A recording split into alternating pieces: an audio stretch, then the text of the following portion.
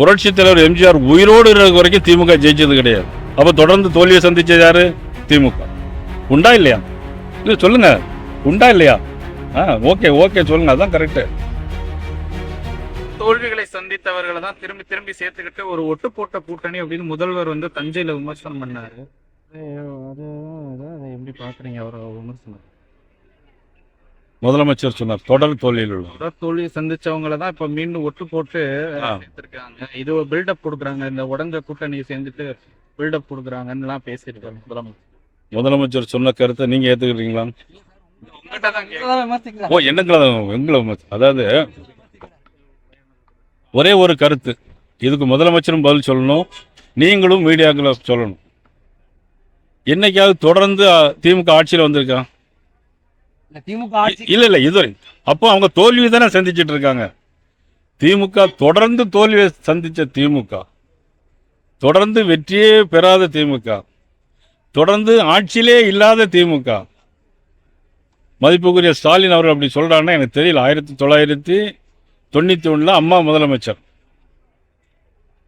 அதுக்கு முன்னால 3 முறை புரட்சி தலைவர் எம்ஜிஆர் முதலமைச்சர், 3 தடவையும் தோத்துருக்காங்க. அப்போ கூட கலைஞர் சொன்னார், 12 ஆண்டு வனவாசம் 2 ஆண்டு அஞ்ஞான வாசமா, எங்களுக்கு வாழ்வே கிடையாதா அப்படின்னு கலைஞர் சொன்னார். அப்போ தொடர்ந்து தோல்வியை சந்திச்சது யாரு? இல்ல நான் சொல்றேன், தொடர்ந்து தோல்வியை சந்திச்சது யாரு? திமுகவா அண்ணா திமுக கூட்டணியா? 1967 72 பிறகு புரட்சி தலைவர் எம்ஜிஆர் உயிரோடு இருக்கிற வரைக்கும் திமுக ஜெயிச்சது கிடையாது. அப்ப தொடர்ந்து தோல்வியை சந்திச்சது யாரு? திமுக. உண்டா இல்லையா? இல்ல சொல்லுங்க, உண்டா இல்லையா? ஓகே ஓகே சொல்லுங்க, அதான் கரெக்ட். அப்படிதான் சொல்லணும். இல்ல ஆமா, அந்த விமர்சனம் நான் பதில் சொல்றேன். அது சரியா, நான் சொல்றது சரியா தப்பான்னு நீங்க சொல்லணும்ல. அது நீங்க ஓகேன்னு சொன்னீங்க, வெரி குட், வரவேற்கு. இல்லங்க சார், அதன் பிறகு 91 அம்மா, 96 கலைஞர், 2001 அம்மா, 2006 கலைஞர். அப்போ பார்த்தீங்கன்னா மைனாரிட்டி 90 இடங்கள மைனாரிட்டி கவர்மெண்ட் முழுசா வெற்றி பெறல. 2006 முழுசா வெற்றி பெறல மைனாரிட்டி கவர்மெண்ட் திமுக. 2011 அம்மா முதலமைச்சர், 2016 அம்மா முதலமைச்சர். புரட்சி தலைவர் 3 தடவை தொடர்ந்து முதலமைச்சராக வந்திருக்கார். அம்மா 2 தடவை தொடர்ந்து முதலமைச்சராக வந்திருக்கு. அப்போ அதெல்லாம் தோத்தது யாரு? திமுக. இன்னைக்கு ஏதோ ஆளுங்கட்சியில் வந்துட்டதுனால தொடர்ந்து ஜெயிப்போங்கிற ஒரு எண்ணத்தை,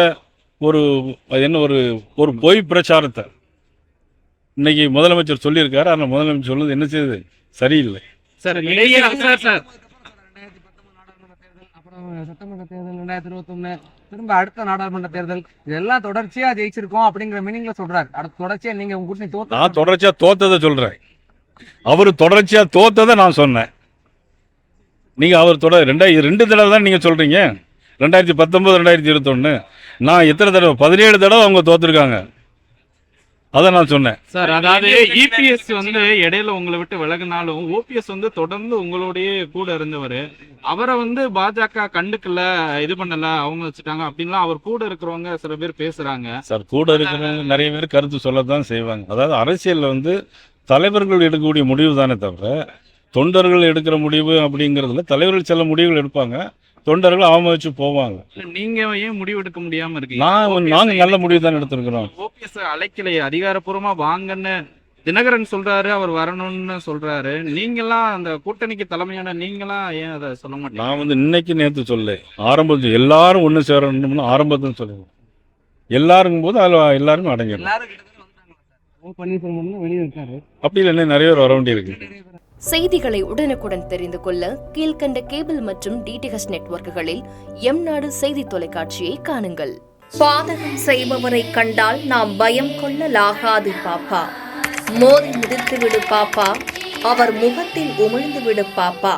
அண்மை செய்திகளை உடனுக்குடன் தெரிந்து கொள்ள இணைந்திருங்கள் எம்நாடு தொலைக்காட்சியுடன்.